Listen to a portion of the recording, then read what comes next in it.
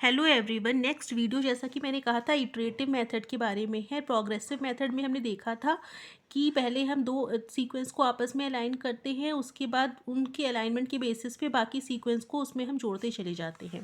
ठीक है, जैसे हमारे पास कोई भी कई सारे सीक्वेंसेस हैं तो किसी भी दो सीक्वेंस का अलाइनमेंट किया, ठीक है, उसके बाद उस पे जो हमारे कंसेंसस सीक्वेंसेस हैं उसके बेसिस पे हम नए सीक्वेंस को उसमें ऐड करते चले जाते हैं। ठीक है, उसको हम रेफरेंस मान के।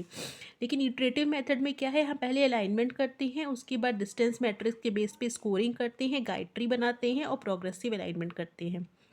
इतनी बात तो हमारी प्रोग्रेसिव अलाइनमेंट की जैसी सिमिलर ही हो गई, इतना पार्ट तो उसमें भी कर रहे थे। लेकिन इसमें फिर क्या करते हैं, प्रोग्रेसिव अलाइनमेंट के बाद फिर से हम गाइड ट्री बनाते हैं। जो हमारा प्रोग्रेसिव अलाइनमेंट का रिजल्ट आया, मतलब ये इतना करने के बाद जो हमारा रिजल्ट आया उससे हम संतुष्ट नहीं होते हैं, उसको हम रिकंस्ट्रक्ट करते हैं गाइड ट्री को, उसमें दूसरा प्रोग्राम लगाने के बाद।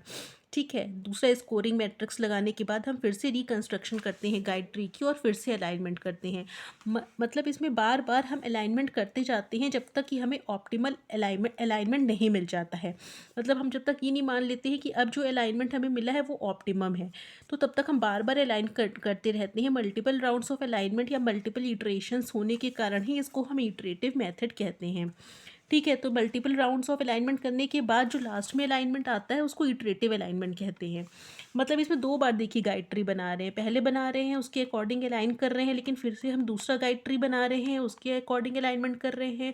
फिर अगर हमें लगता है कि वो सही नहीं है तो उसको चेक करने के लिए, मतलब इस रिफाइनमेंट के लिए उसको, मतलब एक तरीके से ज़्यादा वैलिड बनाने के लिए हम ये सारी प्रोसेस फिर से रिपीट करते हैं और लास्ट में जो हमारा अलाइनमेंट आता है वो इटरेटिव अलाइनमेंट होता है।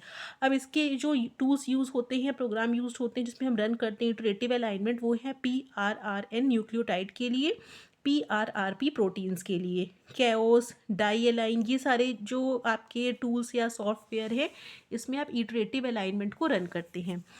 तो प्रोग्रेसिव मैंने बता ही दिया था लास्ट वीडियो में, और इसमें आपने इटरेटिव भी देख लिया है, तो आपका सब कुछ हो गया। इटरेटिव में एक बार जो अलाइनमेंट आया उसको बार बार चेक करके फिर से अलाइन करेंगे, और प्रोग्रेसिव में बस सीधे एक अलाइनमेंट हमारा आया उसमें दूसरे अलाइनमेंट जोड़ते चले जाएंगे, दूसरे सीक्वेंसेस जोड़ते चले जाएंगे। प्रोग्रेसिव मेथड मतलब प्रोग्रेसिव वाला यहीं पे ख़त्म हो जाता है, ये प्रोग्रेसिव अलाइनमेंट आ गया ख़त्म।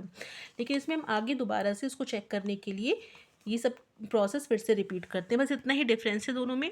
आप इसके प्रोग्राम्स या टूल्स को अलग अलग याद कर लीजिएगा। ठीक है, थैंक यू।